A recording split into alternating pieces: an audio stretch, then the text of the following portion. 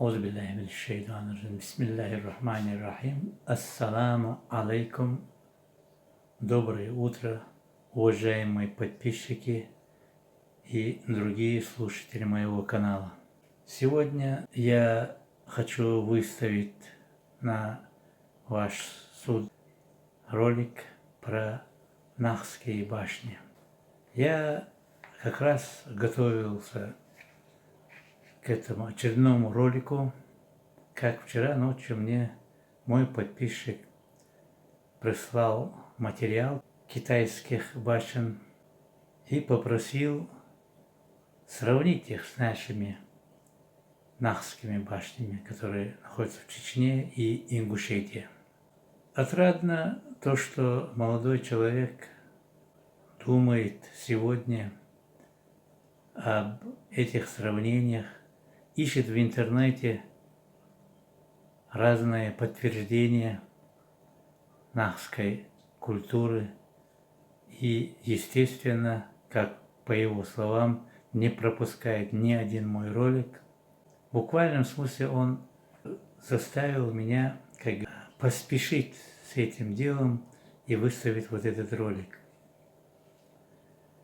Прежде чем начать свой ролик про Нахские башни именно по этой тематике, сравнениях с Китаем, я хочу начать с фразы великого этнографа мирового масштаба, академика Хасиева Саид Муаммада. Да упокоит его душу в мире ином. Видит Аллах Всевышний, что он сегодня с нами, и все его слова, то есть вся его деятельность, весь его труд не пропал даром. Сегодня мы пытаемся всячески передать это подрастающему поколению, и вот этот вчерашний ночной репортаж моего подписчика это доказывает, что молодые изучают.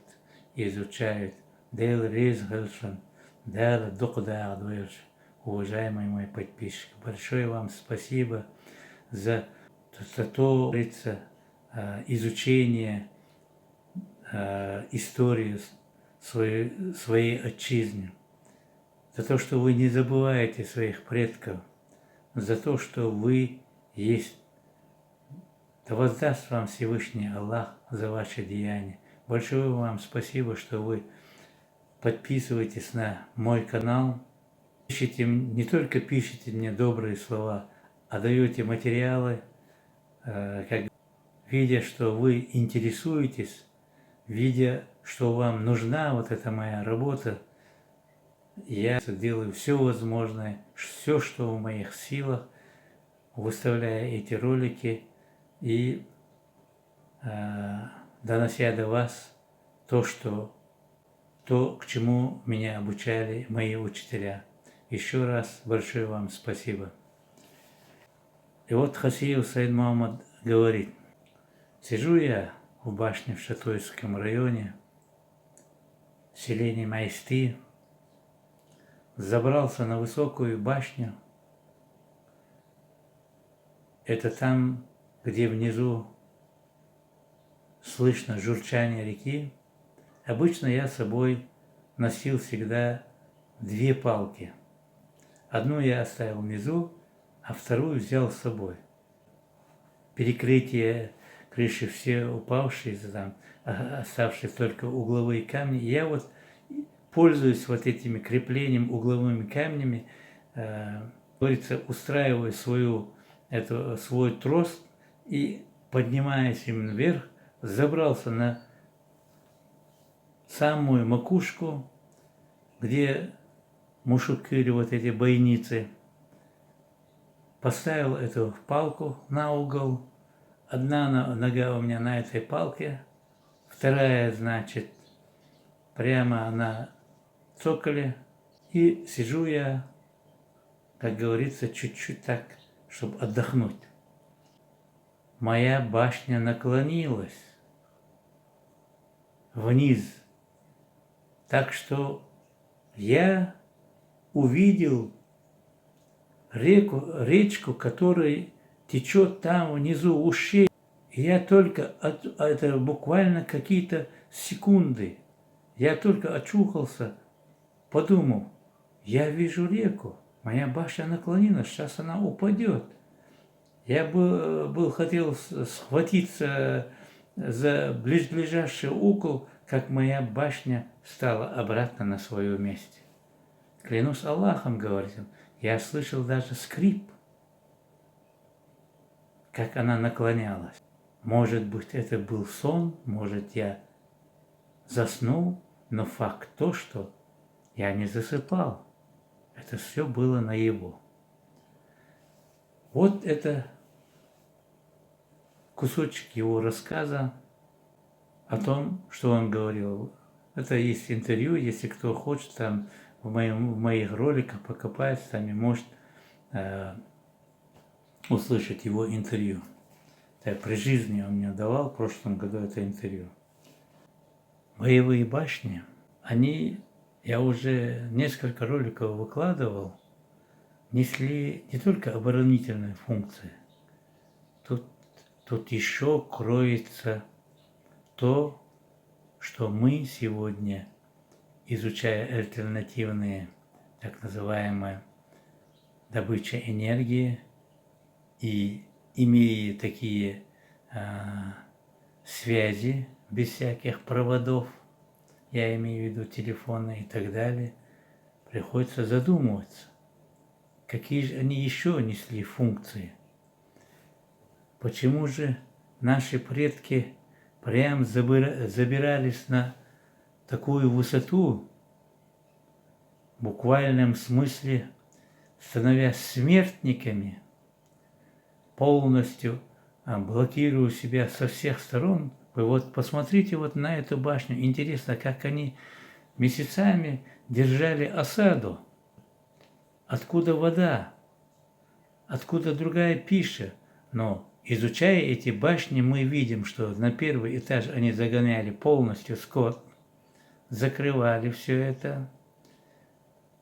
Вход на второй этаж, лестницу опять-таки забирали вовнутрь, тоже башня закрывалась полностью. Видимо, второй этаж у них как-то водоснабжение было, или с речки как-то доставали, через какие-то щели, это пока еще не изучено, не доказано. Но факт то, что они могли держать месяцами оборону вот этой башни. И не подпуская, я вот, по-моему, 3, 4, 5 этаж, видимо, полностью было загружено всевозможными средствами защиты. Я имею в виду оружие, лук, стрелы, там так далее, в основном, наверное, лучные, чтобы не разрушили башни, они не подпускали неприятеля. Что же они охраняли там?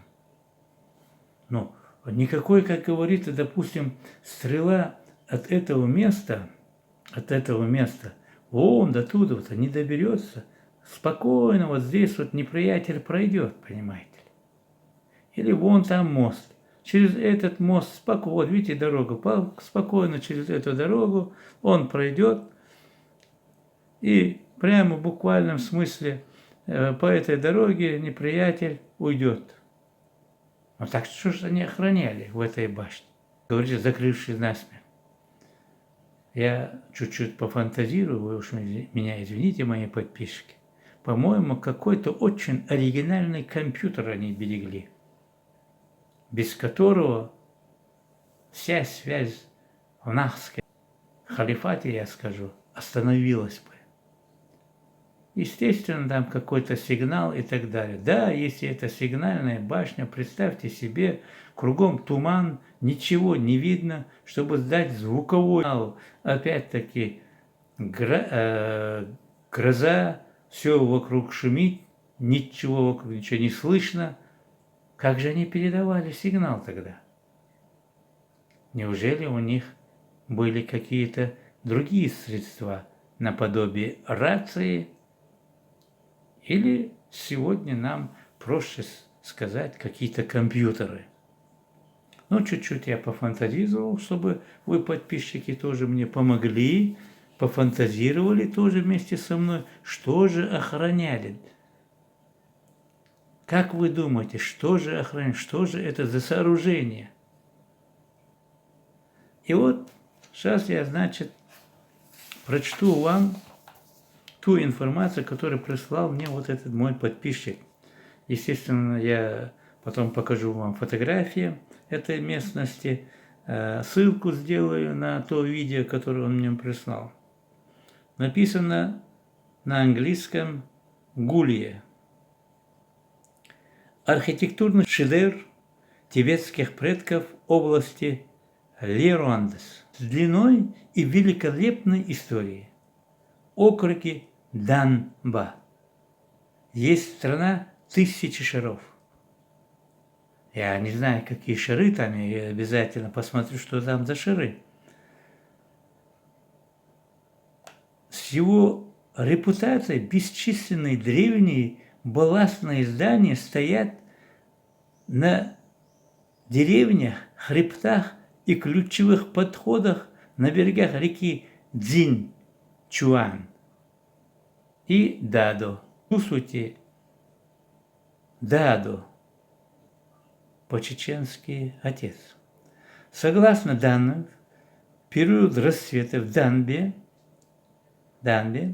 не более 3000 башен, а в большой деревне более 100. Представьте, как великолепно были плотные скопления на берегах глубокой речной долины. Согласно неполной статистике, в округе насчитывается всего 166 древних столбов, в основном распределенных по Суапо. Суапо – это на китайском. Поге, я написал бы Пури, Садыгпо, по-чеченски так было бы прежде, и Чинлу из них. Из них 84 Суано, 89, значит, Печуджины, 21, значит, Чунлу, а остальные разбросаны, 32 штуки. Существующие древние мелодии были впервые созданы в династии Тан. И заметьте, мелодии тут написано. Позднее для династии Цин, когда были добавлены большой и маленький Цинчу-ань, древний балласт, имеет тысячелетнюю историю. Он выдерживает испытания, то есть имеется вот это плато, башня, испытания войной, ветром и дождем, а также землетрясением. Сегодня он по-прежнему высок, а некоторые уже долгое время склоняются, но не рушатся. Я обвел кругом вот это слово «склоняется». Вспомните, что говорил Хасиев Сайдман. Некоторые даже гнутся, опять я обвел, как лук написано. Гнутся, как лук. Это башни гнутся, понимаете? Удивительно, пишет автор, назвать это превосходным и всего лишь навсего. Башни гнутся, как лук. И вот сейчас я выставлю фотографии этой башни, вы увидите, какая там высота.